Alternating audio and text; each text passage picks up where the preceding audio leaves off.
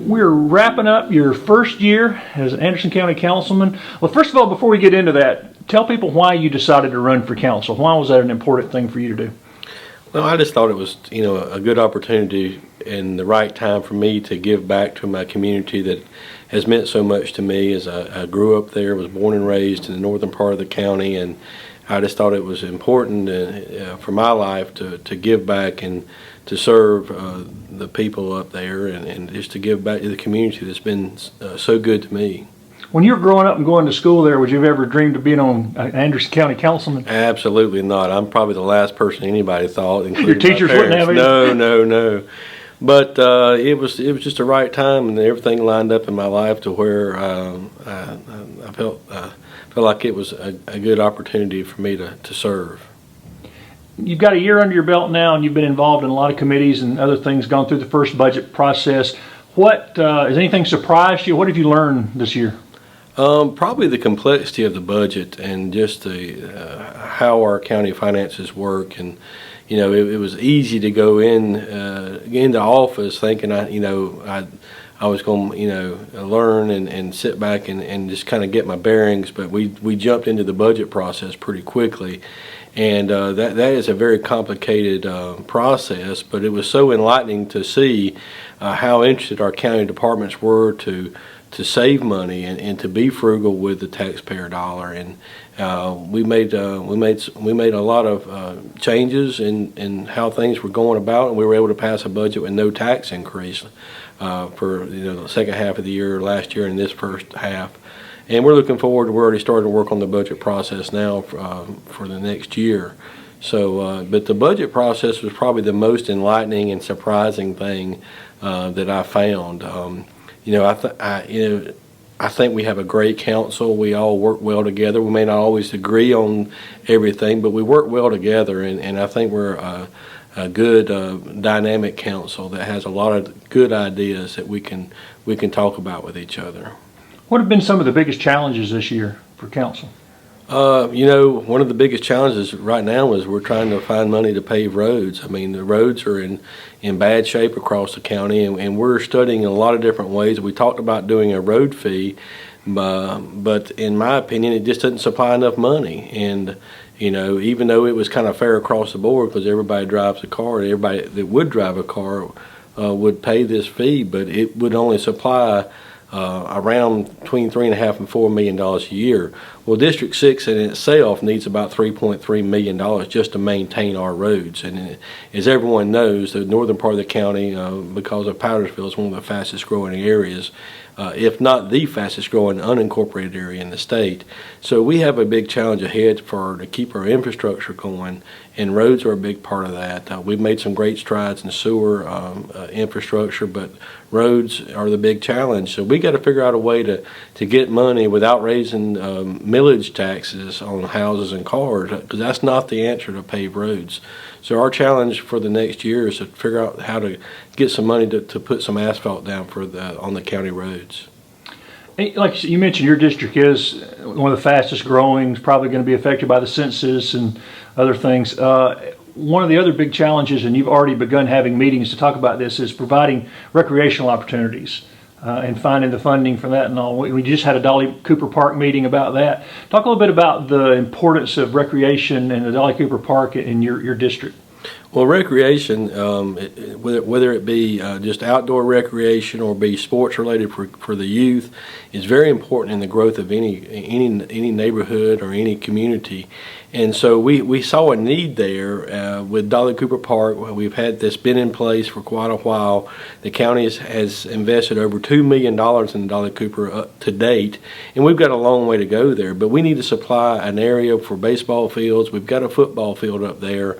We've got a disc golf course up there, and we've got a kayak launch, and we're going to continue to improve and change Dolly Cooper. We're in the process now of starting a master plan, which will involve the whole community, and they will have input on what they want to see at Dolly Cooper, because there's a lot of area, there's a lot of land up there that we can do a lot of different things, and everybody can have bits and pieces of what they want up there. We've got a great event coming up sponsored by the Powdersville Business Council. called Rhythm on the River. That will be in May, early May. We have the Slough River rally coming up in early June, which has been going on for, I believe, 11 years now. And last year we had over 300 people float the river. So we recently were able to acquire almost 28 acres of land above the dam in Piedmont, which will give us takeout and a put-in there in Piedmont. But the Slough River Bluetail, which the state has termed it, is an important area of recreation for the northern part of the county. It's our water wreck. So Anderson County's got a great place called Lake Hartwell that brings in thousands upon thousands upon thousands of people. But we also have a great river that's wild and scenic and beautiful in the northern part of the county. So with the addition of the land in Piedmont, we're going to have really the first continuous ADA approved section of the Slough River Blue Trail in the state, and it's going to be in Anderson County. So I'm real proud of that. And of course, we already have takeouts in Pelzer and Belton, and when we get the portages around the dam, you'll be able to float from Dolly Cooper Park all the way to Belton. And it'll all be ADA approved. So it's a big thing for recreation, for water recreation for the northern part of the county. And you mentioned, the Slough River Rally has been attracting people from states up and down the East Coast. Absolutely. From the Northeast and Florida and all over the place. So it is a big tourist. It is. And I encourage everybody to look into it. You don't have to be a kayaker or an avid canoeist. You can do it in the inner tube. But it's a great time. It's reasonable for people to get into. I think last year it was $25, and you get a T-shirt, a nice wet bag, and you get lunch. And so you just go online and sign up. But it's a great day on the water it's just a good time. Yeah, Matt Shell, I want to shout out to him. He and his folks have done a good job of organizing and helping that thing grow. Absolutely. What are some of the other challenges being in the fastest growing district that you face as a councilman? Well, everybody wants to see different things in the fastest growing area up there. You have the people like myself and some that have been there a lot longer than I have. But there's a lot of homegrown people up there, and they want to maintain some of that rural and feel and the hometown feel that they've always enjoyed in Piedmont and Powdersville.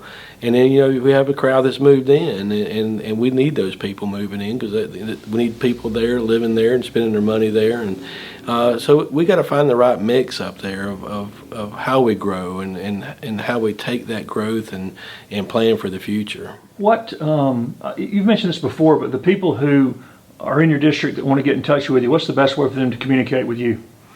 My phone number is online on the county website, as well as my email. So if anyone goes to the county website for Anderson County, my phone number and email is on there, as well as Facebook under Jimmy Davis. And so a lot of people contact me through Facebook, but even more are using email, and so with my county email address. Are you getting a lot of feedback from your constituents? Are people getting in touch with you a lot? More than I expected, and I should say more positive than I expected. There's a lot of positive people in my district, and yeah, we do have our problems, and we do have some things that we have to deal with on a day-to-day basis. But for the most part, people are really positive, and I appreciate that, and I appreciate people just reaching out to me when they have an issue or they have a question, and so I don't want people to feel like they're ever bothering me, because this is my job. My job is to serve the people of District 6 and the people of Anderson County, and they're never bothering me. And no call is too simple for me to take, and I appreciate people reaching out to me. And that kind of leads to this county council position. Has it been more work than you expected? Yeah, it has. I really wasn't sure what to expect. But I was so fortunate that Councilman Waters, my predecessor, left the seat in such a great shape, and he's I owe him a lot of gratitude, and I have a ton of respect for Ken Waters. He did a great job for us as councilman, and he left the seat in a really, really good place, and I'm just fortunate enough to be able to pick up the ball and run with it.